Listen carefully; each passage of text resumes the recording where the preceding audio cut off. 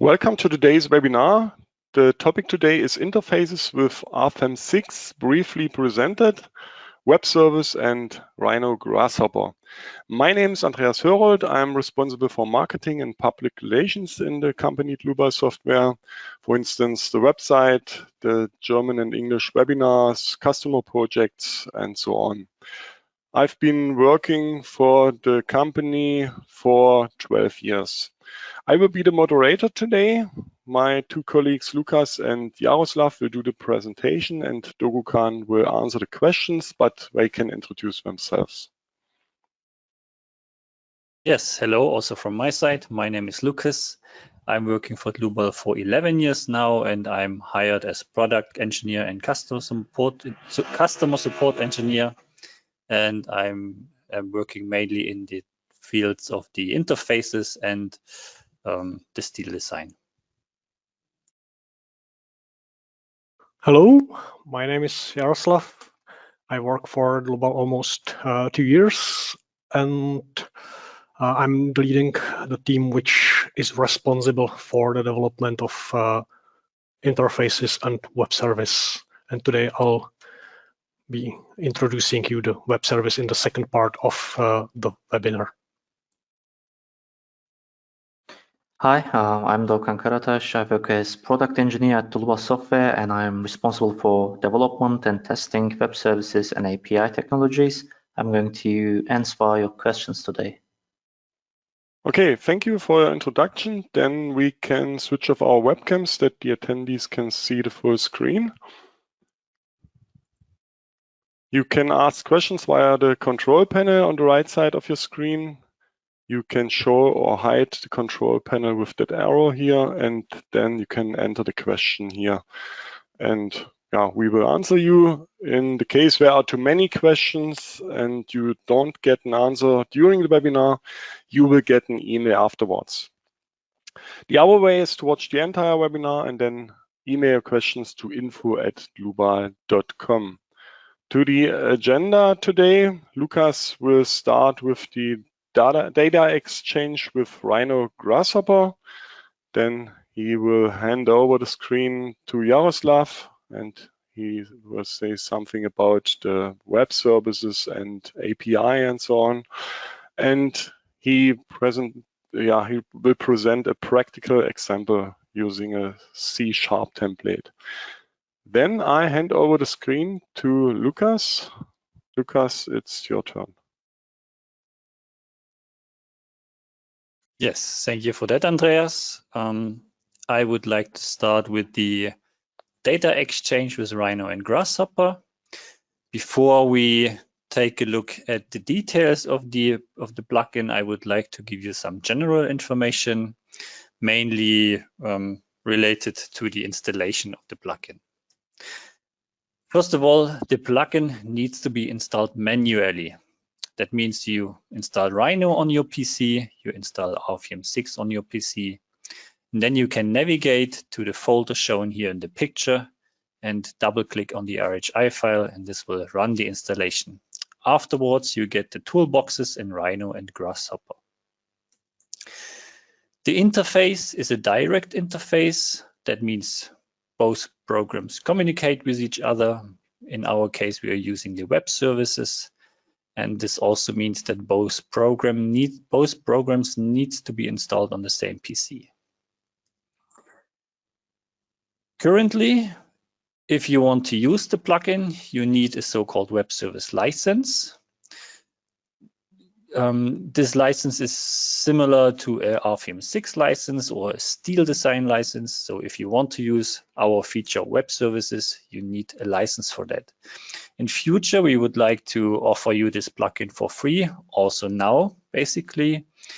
So in case you want to use the plugin, if you want to test it, feel free to contact us. We will give you a free temporary license for the web services. Otherwise, the plugin will not work. And one last information, if you installed both programs on your PC, you have a web service license assigned to your Dlubal license pool. Please check the program options in RFEM 6. if you go into the Options tab on the bottom, you will find the settings to run this web service. This needs to be activated, otherwise the plugin will not work. Okay, so far regarding the general information. Now let's have a look at the plugins itself. I'm mentioning plugins because we have two plugins actually. We have an Rhino RFEM link here. And with that link, you can import and export data. And the data are lines and surfaces. There are no additional informations to these lines and surfaces, so no materials, no thicknesses. It's a pure geometric import and export. The import and export can be started from Rhino. You can see it in the picture. After the installation of the plugin, you get this RFEM 6 tab with the export and import icon. And if you click on the export, you get another window with a couple of options. The main options are to append or overwrite the existing RFEM file when you export. You can flip the Z-axis, and let's say you can also control the content of the data that you want to transfer by selecting the layers in Rhino. So only those lines and surfaces that are linked to the selected layers will be transferred to RFEM. Now let's have a quick look how this looks in RFEM and in Rhino itself or directly. I will open Rhino on the left-hand side and RFEM on the right-hand side. To show you the export, I have here a small file prepared in Rhino, a membrane roof structure. At least this could be a membrane roof structure. And the goal should be to transfer it into RFEM 6. In general, the workflow is quite easy. You need to open an RFEM file first. This is required. We are not able to create new files at the moment. So membrane roof. And then we can already run the export. You can see it here. These are the two icons, export and import. And if I click on the export, I get the mentioned window. I will append this structure to my existing file. This is a new feature in RFEM 6. In the past, we were only able to overwrite the existing file. I also have to flip my Z-axis because here it's showing up and here it's going down. And this is what I'm going to do. Now, by pressing OK, the communication will start. Both programs communicate with each other. And you can see it on the top in Rhino. There is this command line input, which also serves as a log file. So here you could theoretically see what's happened, and you can scroll up and see if there are any issues. You get probably more information about it. All right, so we have the structure in RFEM. I will zoom out a bit. You can see it's the same structure that we have in Rhino.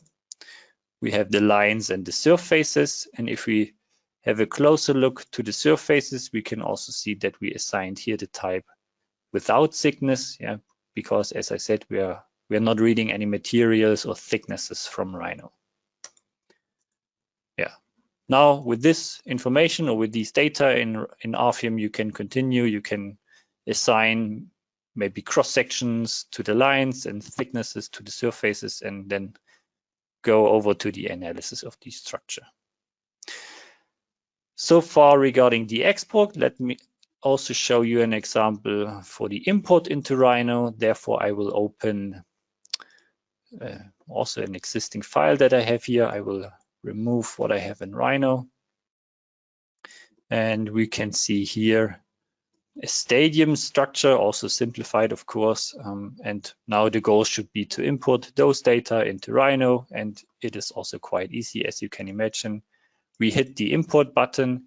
We have similar options here. We can flip the Z-axis. And the layers in that case means something else. If you want to import data from RFEM into Rhino, you can select the layer you want to import those information into. So if I would have multiple layers, then I could select the layer I want to have the lines and surfaces written into it. I'm sorry for the building process in this building right now. There will be a bit of noise here. Yes, so the import is done, and you can see the surfaces and also the lines. What you cannot see is the cross-section of the members, or the members as the 3D objects. We will implement it in future. Our plan is to read the cross-section outlines and extrude it along those lines to get a 3D rendering of the members. So this is a feature that we plan to implement in future. All right, so far regarding the Rhino RFEM link. Now let me quickly go back into my PowerPoint, because we also have the Grasshopper RFEM link. The Grasshopper RFEM link also covers the import and the export of data. At the moment, we focus on the export from Grasshopper to RFEM. And in that export, we can export model data and supports. We are able to create load cases and combinations in Grasshopper and export them afterwards, and also loads directly. I have to mention here that not everything that we have in RFEM can be controlled or assigned via our Grasshopper plugin. There are too many functions at the moment to cover, and to cover everything, it would mean a lot of workload on our end. So we decided to implement the basic objects, and we also want to implement new objects, of course, but mostly related to, let's say, customer feedback and wishes. And what we have at the moment is we have here, regarding the model data, node component, line, member, surface, and solid components. And as a base for those components, we can also create materials, cross-sections, and thicknesses. And additionally to that, we also have member eccentricities, member hinges, line hinges, for the definition of hinges between surfaces. And at the end, we also have here the nodal, line, and surface supports. There is an extra component, the solid gas component. This was, for example, a customer wish. So we implemented this feature, let's say, earlier than we would have done it if we follow our own path. Regarding the loads, we are able to create load cases, load combinations, and also design situations. Design situations are ultimate limit state, serviceability limit state, and so on. They are required for load combinations. And then we are also able to create the loads, nodal loads, line loads, member loads, surface loads, solid loads, and then again, opening loads, which was also a customer request. And to not forget the polygonal loads, 3 polygonal loads are also covered here. So this is more or less a rough introduction of the interface. Now I would also like to show it quickly on an example. Therefore, I will open Rhino again on the left-hand side, and at the beginning, Grasshopper on the right-hand side. And I have here, let's say, a complete procedure to create a structure. In that case, let's say an office building, a multi-story office building with a concrete core, column slabs, obviously, and also like a steel skeleton outside, a steel framework on the outside. And the model data, or the surfaces and lines, have been created via Grasshopper, and this is happening in this blue group here. Then we have the green group. In this, I'm defining the materials, the sections, the surfaces, and the members. So these are my Dlubal components here. I have 2 additional groups for the loading, so for the creation of the load cases, and also another group for the loads, for example, surface load, opening, and 3 polygonal loads. And my last group then deals with the export from Grasshopper to RFEM 6. I also want to clarify my procedure a bit more in detail. What I will not do today is I will not, let's say, build it up live. I will not create components today. I've done this in a previous webinar And if you are interested in that, feel free to go on our website onto news and events, on the webinars. You find here the accomplished webinars, and if you type in the keyword Rhino and you search for webinars, you will find those 2 webinars. Both are English webinars, and in those we show how you can set up the components step by step. Again, today I only want to explain it because of the time. So as I said, my goal was to model, let's say, an imaginary office building with a couple of multi-story office building with the concrete core on the inside and the steel framework on the outside. The goal was also to keep the shape parametric. So I want to modify the shape, maybe because I want to run a couple of parametric studies. And this can be done quite easily in Grasshopper. So the first step that I did here was I created a NURBS curve. Let me rotate the structure a bit. You can see the NURBS curve here in green. And this NURBS curve is defined by 3 points, a point on the top, a point at the center, and a point at the bottom. And I made the X coordinates parametric by assigning such a slider. So I can easily modify the shape of my structure by modifying, for example, the X coordinates of that structure. And the good thing of Grasshopper is if you build up your algorithm in a good way, you can see that the following procedures are still working in a way that the structure keeps the original intelligence, let's say it this way. I still have my beam structure connected to the slabs. I don't have to reconnect them somehow, as I may have to do it in RFEM directly if I would change something like this. So this is one good feature of Grasshopper. Now, with the NURBS curve that I created, I'm also able to rotate this curve around the center line to get like a surface, like a pipe surface around my structure. And the next step was to somehow get this diamond-like cells for my beam structure, for my steel framework. And luckily, I didn't have to think of this process myself. There is an extra plugin that I installed into Grasshopper. It's called Lunchbox. So also a good feature of Grasshopper, you can install a huge amount of many plugins and they can interact with each other. And in this case, I used the Lunchbox plugin with this component diamond panels. So this component will create these, let's say, rectangular shapes on a surface. So I connected my surface to that component and I made it also parametric, so I can modify the amount of divisions of my structure basically. And these diamond panels, as you can see, they contain the lines, because I get the lines from this component, and these lines are then my base for the beams afterwards. So the lines that I collected here are then connected to my Dlubal member component as a baseline for the members. So this is one step that I did. I also took the end nodes of these lines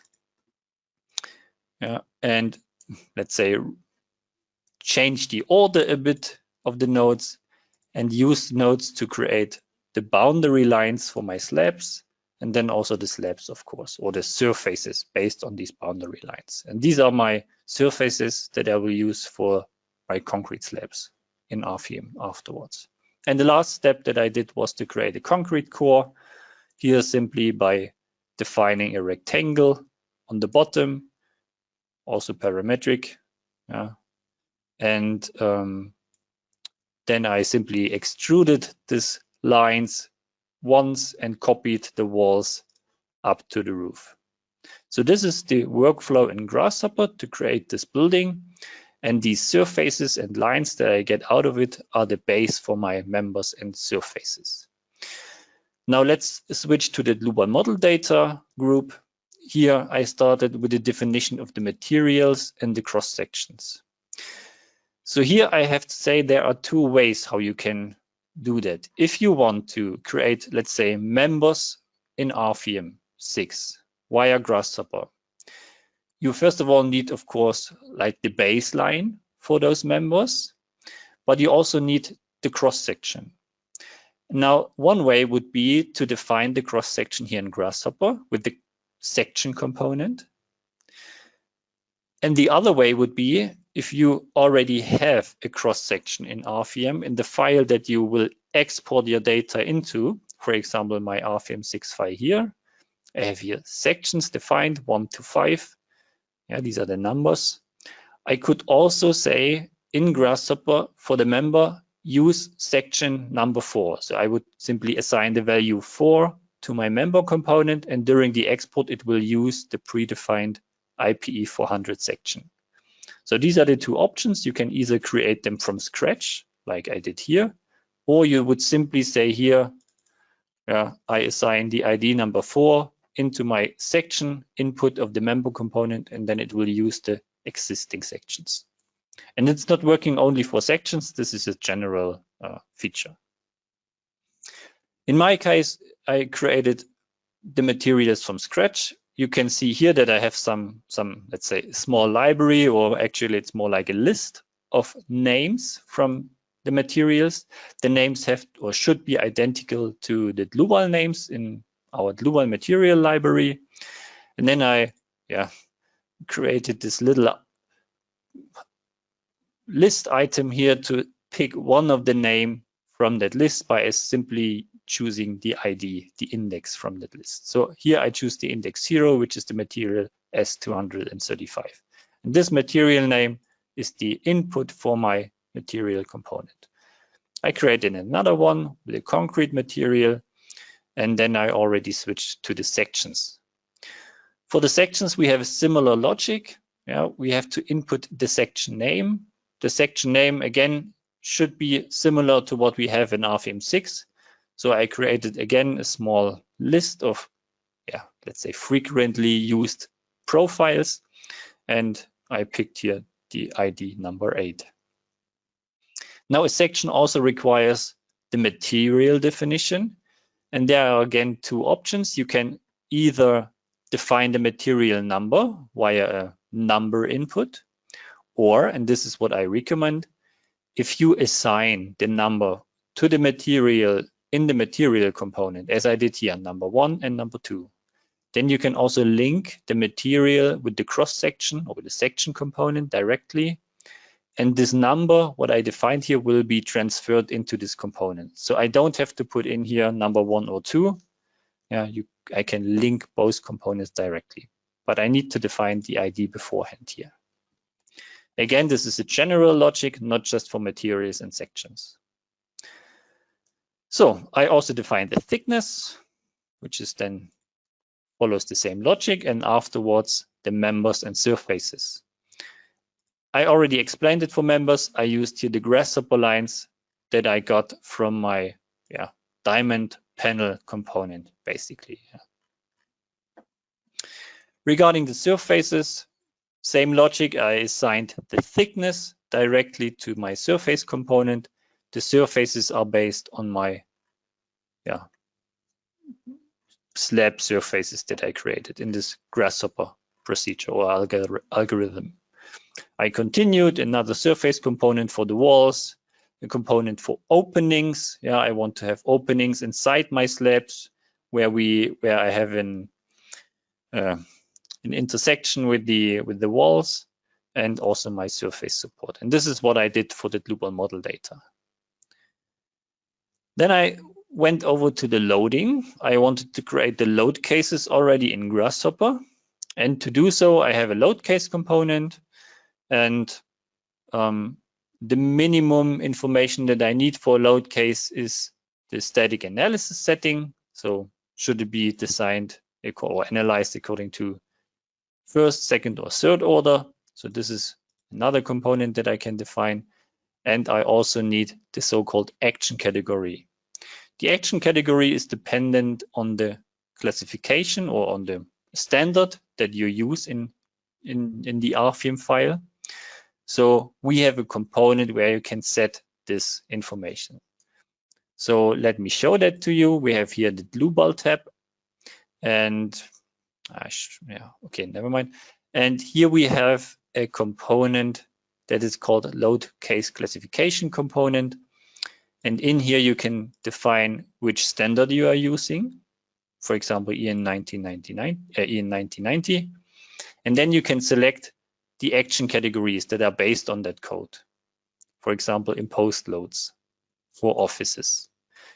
And this information that you get from this component, you can link afterwards directly to your load case. The alternative would have been to manually define the name of the action category. But if you take a look at the complexity of this information, then this is something you can't know basically, and you also don't really want to import manually. So that's why we invented this component to define or to read the action categories and assign situation names. And I did this 3 times. I have a dead load case, a live load case, and also another live load case. Then we already switched to the loads themselves. Here I define a surface load, for example, and the definition is quite easy. You take the surface load component from our Dlubal plugin, and you have to fill it with the information. It looks complicated, but it's quite easy. One of the informations that you have to define is, for example, the load type. The load type could be a force, it could be a moment, it could be a temperature. And the definition can be done via a so-called value list. So you simply connect the value list to this load type input, and then you get all the options in this drop-down menu. So you can say, okay, I have here a force, or maybe I have a temperature, and depending on this setting, the load will be set up. And it's the same logic we have for the load distribution, for the load direction, and so on. So the value list is a really helpful tool here. You don't have to input the information manually via a panel or anything like this. Yes, so this is what I did here. And the most tricky part is for loads is to get the right surface numbers, for example. If I have a surface load, I have to assign it to surface numbers. So I need the ID of the surface that I want to apply this load on. And in my case, I connected the surface number input with my, let me look for it. This is the input here. I connected it directly with this surface component. Again, this is only working because I assigned an ID to my surfaces beforehand. I have here 21 surfaces. This is the surface component for my concrete slabs. So I need to assign 21 ID numbers to those surfaces, because those numbers then will be transferred via this line to this surface load component. So this is what I did here. And this is also what I recommend. Try to assign the IDs for your objects. Then you can connect them with this logic, which is quite handy. I did the same for opening loads and for free polygon loads, and then I already can run my export. What the step you have to do is you have to connect all those components with the Dlubal component. Let's say I have like man in the middle. I have here a small data component that I used. So I connected everything in that component, and then just this one with the input, simply because I can easily drag it around and let's say put it next to my opening component and connect it then easily. So this is why I have here this extra component, and then I can run the export. There are some settings in the export component. A couple of them I want to mention here. We have a unit settings, for example. What is it good for? Well, in Grasshopper, when you define coordinates for nodes, for example, yeah, for this NURBS curve, I defined nodes or points, and for those points I have the coordinates, and my coordinate is simply 12 or 70. There is no unit attached to it. But there is of course a huge difference if it's 12 millimeters or 12 meters. So this unit can be set here. By default, I'm using meter, so that's why I didn't set anything in here, but you could use a value list to switch it to yards or inches or whatever you can think of. So I can modify the units in that component, or I can set them for my project. What I cannot set is the unit for my for values in my components. For example, for the surface load, I have here the load magnitude P, and here I have to use a fixed unit, Newton per square meter. So this is why I'm applying here 3,500. It's not kilonewton per square meter, it's Newton per square meter. If you want to input your data in, let's say, kilonewton per square meter or pound force or whatever, then you can simply create a small conversion yourself, and I think it's quite easy. Yeah. For example, you could say, if you want to input the force in kilonewton per square meter, you would need another component which multiplies the value with 1000, and then you can use this combination and set it in front of every surface load component, and you can deal with kilonewton per square meter, but at the end you get the Newton per square meter. Okay. The other options that I want to mention is the Z-axis flip. Yeah, again, I'm using Z-axis up in Rhino or in Grasshopper, and I'm using Z-axis down right now in RFEM, so I have to flip my coordinates.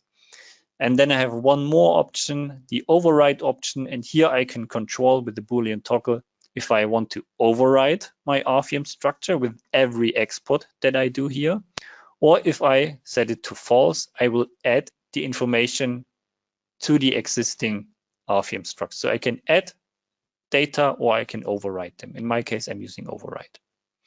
So now it's the point we can run this whole algorithm. I will put Grasshopper on the left-hand side and double click on the Boolean toggle, and it will switch to true in a second. It takes a couple of seconds to transfer these data, and we have, let's say, two options here. I can use a button, and the button would be a one-time export, and if I click the button again, it will again export one time. Or if I use a Boolean toggle and I set it to true, I will have something like a live link. Yeah, the connection remains open, and I can modify my parameters, and it will always export the latest information. In this case, I set it back to false. Yeah, so it's something like a one-time export, and you can see the result here. I have my concrete slabs, I have my concrete core of walls, and also my steel skeleton on the outside. My surface support at the bottom. I think I also have the openings in here. Let's create a small visibility. Yeah, we can see it here. This opening was created by my opening component. And we also have the load cases and loads. So I have here my 3 load cases, dead load, live load, and so on with the correct action categories. And also my loads have been applied. I have here surface loads in here, my opening loads, and also a polygonal load here in the area of the concrete core on this big surface. Yeah, so this is what I wanted to show you regarding the live link, or the link between Grasshopper and RFEM. And now I want to switch one more time back to my PowerPoint and want to mention recent and future developments. Recent for those of you who may already use the Grasshopper plugin to get some recent information. And here I can say that we implemented the opening loads recently, as I mentioned them already, the gas solid component for, let's say, form finding analysis with let's say, gas solids or cushions. Then we extended the surface component to be able to generate load transfer surfaces, also a really new and nice feature in RFEM 6. Yeah, instead of using the load assistant feature, you can use the load transfer surfaces, and they will transfer the forces, the surface forces, onto the beams, and they have no stiffness. So really a handy feature. We have made extensions for form finding calculations in various components, in surface components, in surface load components, and also some smaller improvements, for example, regarding the line rotation via help nodes. What do we plan for the future of this plugin? We want to implement new components, for example, for the FE mesh settings, and also for a component to run the analysis in RFEM 6 from Grasshopper, yeah, and also long time planned features are the import of results from RFEM back into Grasshopper. This would be a nice feature. Also, the deformed FE mesh should be imported back from RFEM into Grasshopper. These are some ideas. And as I already mentioned, the rendering of members, including the profile shapes. Yeah. So this is what we have planned, and this is what I wanted to show you today. And now I will hand it over to my colleague Jaroslav, who will present the web services. Give me a second, Jaroslav. Okay, thank you, Lucas. And I will start my part of the presentation.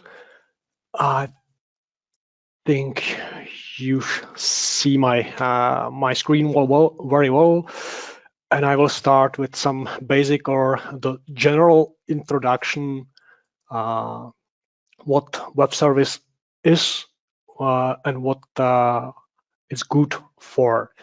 Why web service and API? Because we think that you may use the power of RFEM 6 beyond its graphical interface.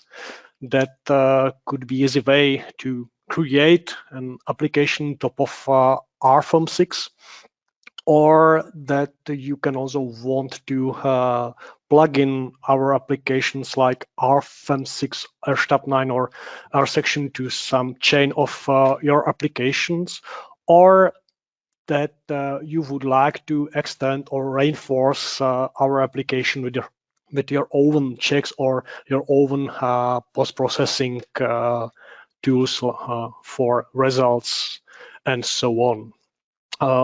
Therefore, we developed a so-called web service. You can use it as libraries and some functions, which we will see later on during this presentation. You may ask which objects are accessible from our applications. Basically, that's the topology data or the geometrical data like nodes, lines, members, sections, and so on. Then you have the full access to loads and loading, and also you can define any kind of support for nodes, members, surfaces, and so on. And also what our web service capable is to run calculation and retrieve results of the calculation back, so that you can do some post-processing of results. You may ask why web service, where I can use it. Here I have some slide deck with some examples where we may talk it could be useful to use it.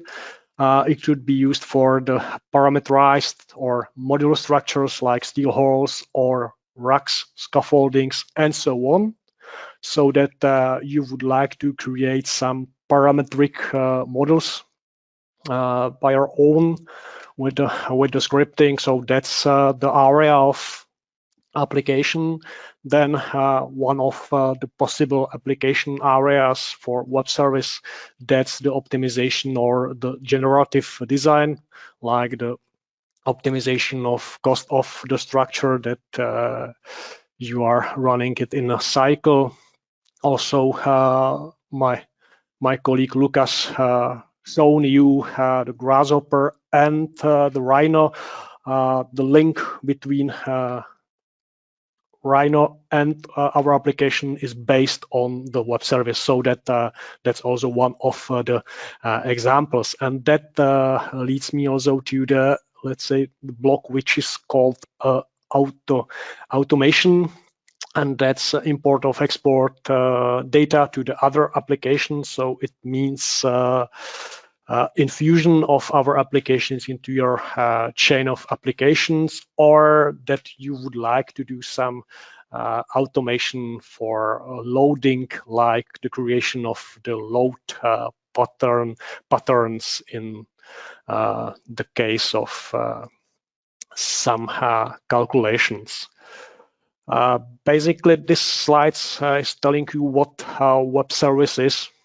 You may have a look on it as an example that we have something which is called server. In our case, that's our application RFEM 6, and then you have your client applications which are written in .NET, Python, Java, whatever language you want to use, and is capable to do so-called web request, because on the background it works on SOAP technology, so that your application is sending the request to perform some operation, and our application is responding.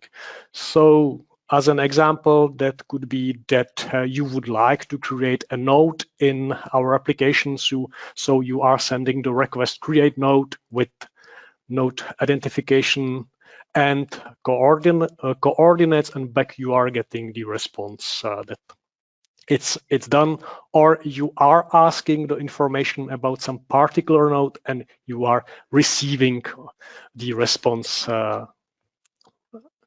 as I described to you. Because handling SOAP and also the web request could be quite difficult.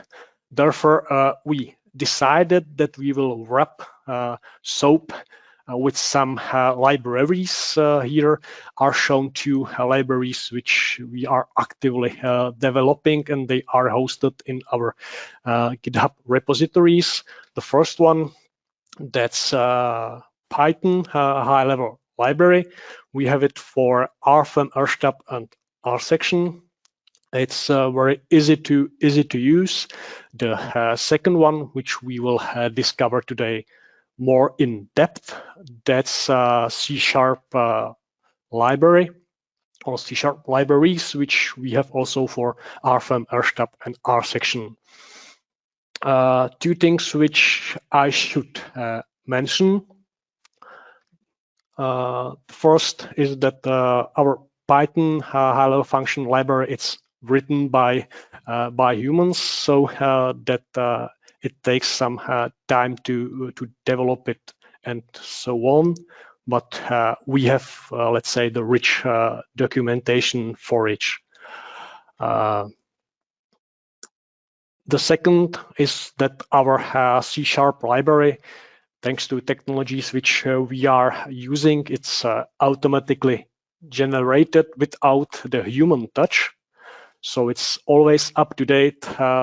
The small disadvantage is that it's not so well documented as the Python library, but you don't have to be scared, because it's really easy to use and understandable, and I will show you how to work with it later on during my presentation. You may ask where to find the C# library. Well, there are, let's say, two entry points which you can use for a smooth start with our web service. The first one could be to visit the Nugget gallery and download the Nugget package, and then use it in your IDE which you prefer to use. The second one, the more simple compared to the previous one, that's based on the so-called project template for Visual Studio, which we published in the market space, and that will be the center of the attention for our webinar, where we will start, because it's really easy to use, and it's really easy to start. The last information related to the source code is that if you are interested how it is done under the hood, in the case of the C# library, you can also visit our repository, which we are hosting on our GitHub. And here you can see all the things which are in the background, like the raw source code, which we are using for building the libraries. You can clone it, you can use it, you can extend it. It's under the MIT license, so it's open sourced, as well as we have the Python library open source, so you can also contribute to the part of it. There are, in the case of the C#, there are some parts which are auto-generated. That means that they are rewritten or regenerated after the changes. So you need to be careful where you put your code modifications if you want to contribute. So I gave you a brief introduction what web service is, and how to use it, or where to find it. So let's go live and start with some live presentation. So I will stop my PowerPoint presentation, and I will start with the Visual Studio. And then we may try to do what I explained to you. So in the case that I'm interested to see or to find easily the extension, so I may visit the marketplace for the Visual Studio, and if I will type Dlubal, here you can see that there are 3 results. I will choose this one because that's the template for web service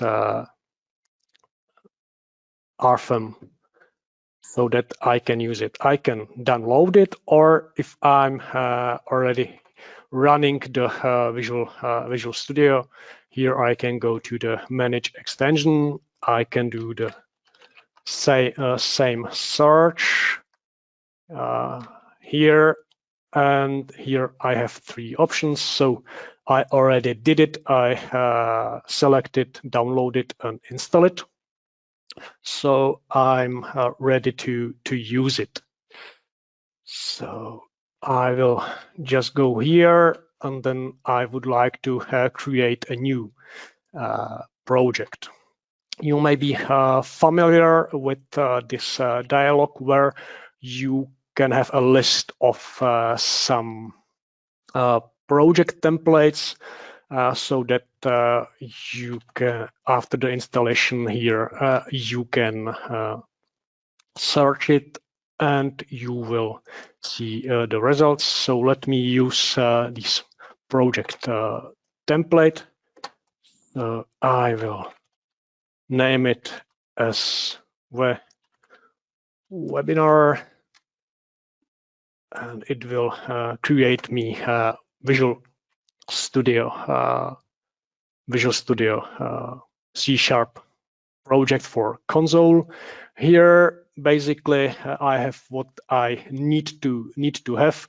I have here already the reference to the NuGet packages.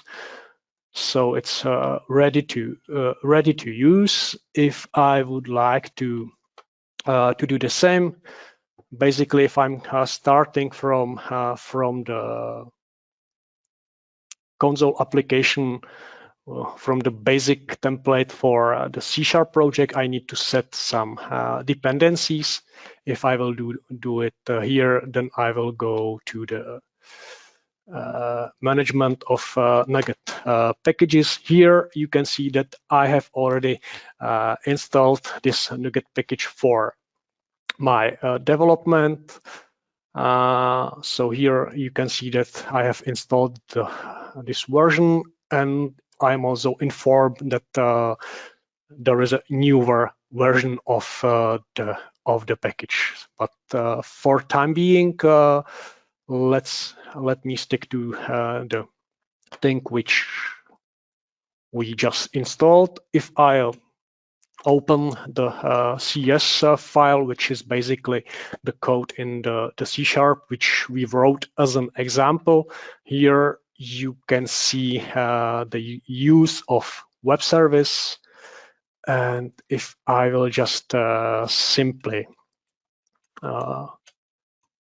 snap on the left side my Dlubal RFEM, and on the right side I have my Visual Studio. So I will just build a solution.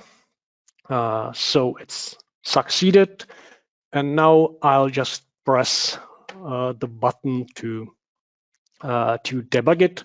Here we see that we are now connected to the RFEM version 36. It's application type RFEM 6, and in the language it's English. On the background you can see that there is something happening, that there is a beam created and so on. And here you can see the output which was given by the web service. It was done in a hurry, but as you can see, I'm able in, let's say, 5 minutes to create the basic simple project based on our web service. So it's very easy to use it and then to modify it. If I will go back to the code. So here basically, because it's web service, you need to set some endpoint. By default, it's running on the localhost 8081. The question is where I might found this information. So it's related to the information which already Lucas gave you, that here there was an program options and settings, web service. Here you can start the server automatically with the application, and here you can see the server port range. So 8081, it's for the application. From 8082 to 8089, that's for the modules. So I'll go back to the Visual Studio. So here some informations related to the endpoint, and then if I will show you how it's done.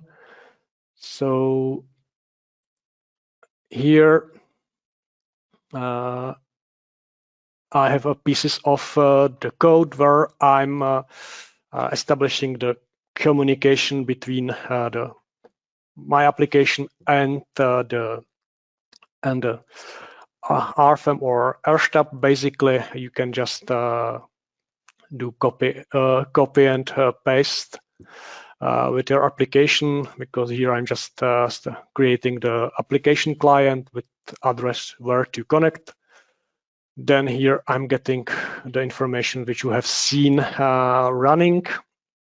And then here I'm creating the new model with the name my test model, receiving some URL which I'm using to connect to the model client, and then I'm just creating the basic model which you have seen, and that's I created the concrete material, rectangular cross section. I have two nodes. Then I have one line which is connecting two nodes. I have one member where I'm using such a line as a centroidal axis of the member. With the rectangular section, I have nodal support currently, which is the fixed. And then I'm sending this data to my application where I'm starting the modification. I'm sending the information via the set methods. And then I'm starting to create some thing which I need to have for analysis. That's the static analysis settings, load case, design situation, load combination, and so on. Finally, I have the member load. I do the same things which I did before with the modifications, and then I'm also able to get some information back, like the mesh statistics, run calculation, and get also some information if the calculation is not successful here. I'm believing that everything is okay, therefore there is just the else with calculation finished successfully. And last part that's related to the results, where I'm able to check if model has results, if results are for the particular load case or load combinations, and then I'm asking the internal forces. Basically, that's it. And at the end, I'm just closing the model. So I will rerun it once again, just to show you the results in the application. So here you can see that I have the rectangular beam, and here I'll stop the running of the code. So basically, if you can have a look, my application did what I told you, or what I described you with the code. This is very basic example which we are using just to show you the capabilities of the web service. Of course, you can do the more complex things as you want. Here, my test model, that's the name of the model. And then if I will switch the load, so I have the self-fade load and also the load case with the member load, the trapezoidal one, and here should be also the combination which I created and called scripted combination with the assignments. That's mostly it. What I have in a code. In the case, if I'm curious how to create some new things, then I guess if I will be able to quickly find it in the object browser. So let me try it here. If I will do the search, then you can see that there are some basis where you can have a look on the things which we are using. Basically, every object which we have in RFEM has an equivalent in our web service. So like material section, also borehole, and so on. If I will click on it, then I can see also the properties which I have with with the types. What I may also use that's quite geeky thing, it's that I could use some extensions for the web browser, like the Whistler. If I have it installed, then I can go to the localhost 8081. Here I see the content of the WSDL, which is just the description of the things. And here under this button, I can see all the web service operations, or in the C#, that's the methods, and I can use them. So let me do the last thing which I would like to show you, because, for example, I'm curious how to create the nodal load at the end of the beam. So let me do it in let me do it in the UI. So here is my load case. I will create a new nodal load. Let's say 150. I will assign it at the end of the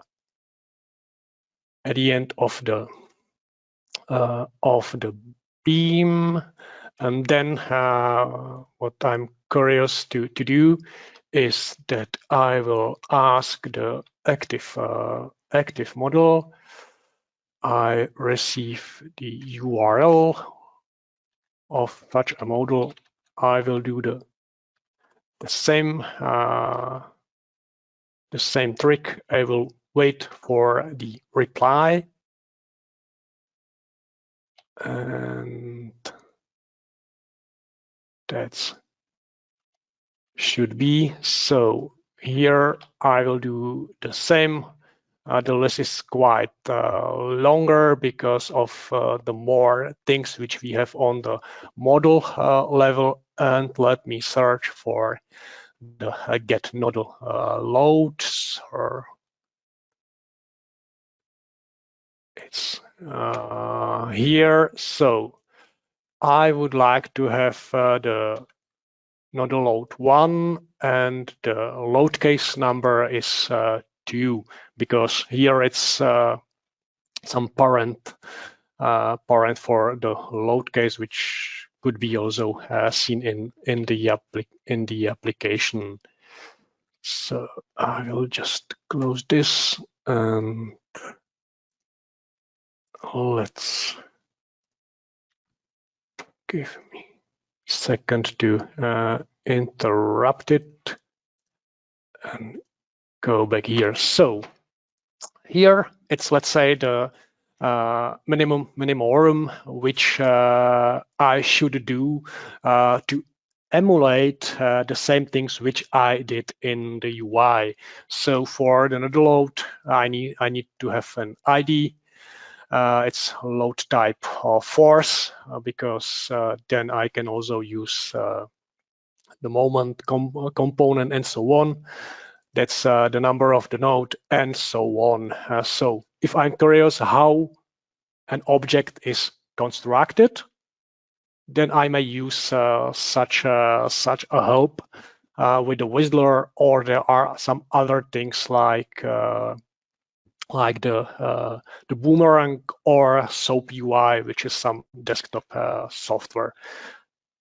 Here we are at the end of my presentation, and thank you for your patience, and I'm returning the word to Andreas. Okay, thank you, Jaroslav, for your presentation. Yeah, I think the attendees could see what is possible at the moment with the web services, and especially with C#. And also what is possible with Rhino Grasshopper. Yeah, thank you. Just for your information, the webinar has been recorded. I would like to show you where you can find the recording. Just a moment, I take over the screen now. On our website, dlubal.com, you can see the news and events here. And then down, where are the webinars? That's the next webinar next week. Yeah, you are already invited, I think. If not, just click here and just register for free. So I search for today's webinar. This is this one. You will also get an email with the link to that page here, and then you will find the video here, the recording. You will already, or you can find the presentation slides already here. Yeah, and if you would like to try it out by yourself, for example, with the trial version, if you don't have RFEM 6 or RSTAB 9, then just click here, free trial version. For example, the RFEM 6 trial. You can use it with all add-ons and so on. It's a full version for 90 days. Yeah, you can try this webinar or another webinar, and yeah, it's for free. Okay, then that's also all from my side. I would like to say thank you for your attention. Thanks to my two colleagues for the presentation, Lukas and Jaroslav. Yeah, and thanks to Dogukan for answering the questions. I wish all a nice rest of the day. Maybe we see or hear each other in another webinar. Bye-bye. Bye-bye. Bye.